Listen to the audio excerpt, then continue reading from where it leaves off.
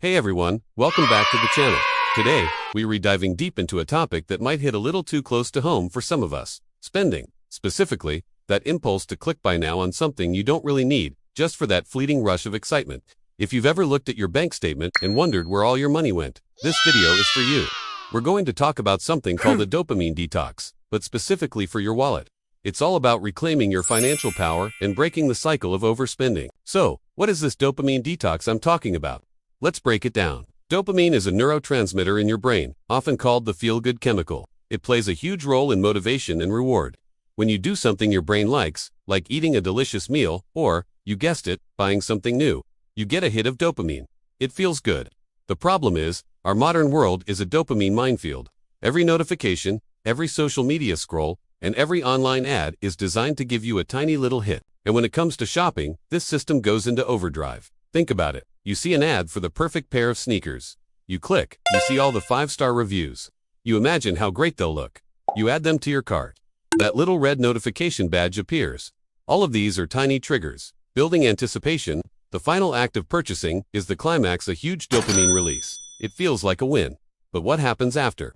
The sneakers arrive, the excitement fades, and you're left with less money and maybe a touch of buyer's remorse. Your brain, now craving another hit, starts looking for the next purchase. It's a powerful, and potentially expensive, cycle. This is what we call dopamine-driven spending. The core issue here is that we're training our brains to seek instant gratification.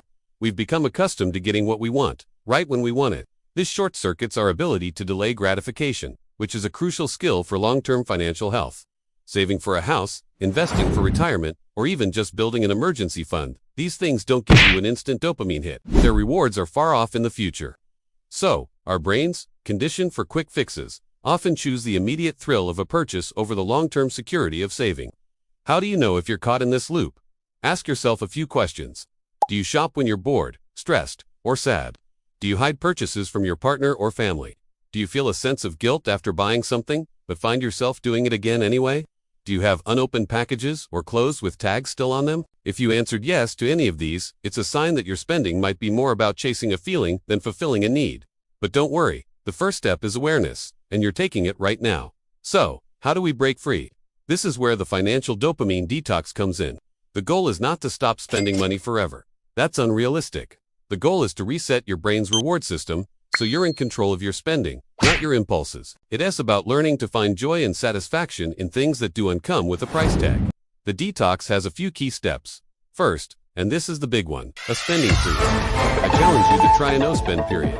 This could be a week, 2 weeks, or even a full month. The only exceptions are absolute essentials: groceries, rent or mortgage, utilities, and scheduled debt payments. No new clothes, no gadgets, no takeout, no subscriptions. You can pause. This will feel uncomfortable at first. Your brain will scream for its usual fix. But stick with it. This period of abstinence is crucial for resetting your baseline. It forces you to confront your triggers head-on without giving in. During this spending freeze, the next step is to identify your triggers. Get a notebook or use an app. Every time you feel the urge to buy something, write it down. What were you doing? What were you feeling? Were you scrolling Instagram? Were you stressed about work? Were you feeling lonely? This log will become your roadmap. You'll start to see patterns. Maybe you always shop online after a long day at work. Or maybe you browse Amazon when you're bored on a Sunday afternoon. Recognizing these patterns is the key to disrupting them. Now for the fun part, replace the habit. Your brain is looking for a reward, so you need to give it a healthier one. When a spending urge strikes, instead of reaching for your wallet, reach for your list of replacement activities. What are these activities? Anything that gives you a genuine sense of pleasure or accomplishment without costing money. This could be going for a run, listening to a whole album without distractions, calling a friend you haven't spoken to in a while, trying a new recipe with ingredients you already have, or diving into a good book. The key is to find activities that engage you and make you feel good. You're teaching your brain that rewards can come from experiences, not just purchases. Another powerful technique is to create friction. We live in a world of one-click purchases. Companies make it as easy as possible to spend your money. Your job is to make it harder. Unsubscribe from all those marketing emails. You can't be tempted by a sale you don't know about. Unfollow influencer accounts that make you feel like you need more stuff. And here's a big one. Delete your saved credit card information from all online stores and apps. If you have to get up, find your wallet, and manually type in your card number every single time you want to buy something, that pause might be all you need to reconsider the purchase. Is it really worth the effort? Let's also talk about visualization. When you're tempted to make an impulse buy, take a moment to visualize your long-term financial goals. Picture yourself debt-free.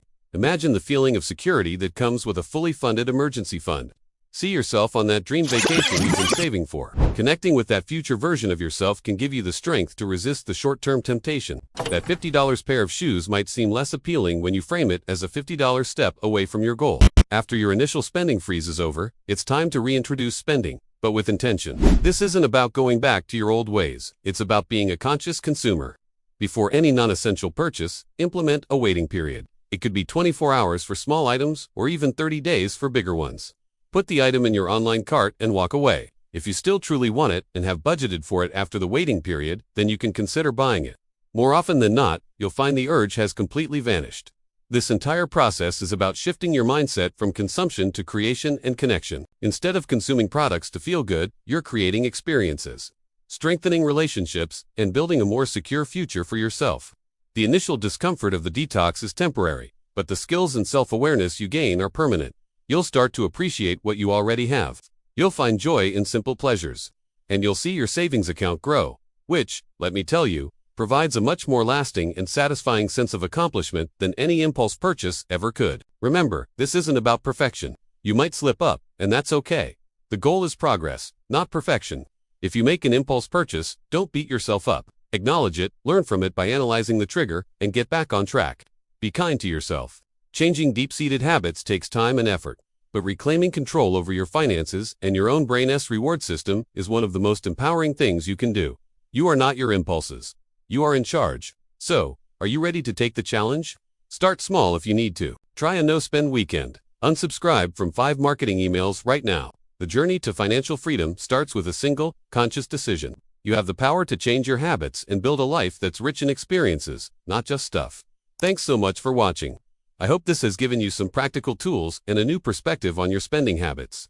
If you found this helpful, please give the video a thumbs up and consider subscribing for more content on building a better financial life. I'd love to hear about your own experiences in the comments below. Are you going to try a spending freeze? What are your biggest spending triggers? Let's support each other.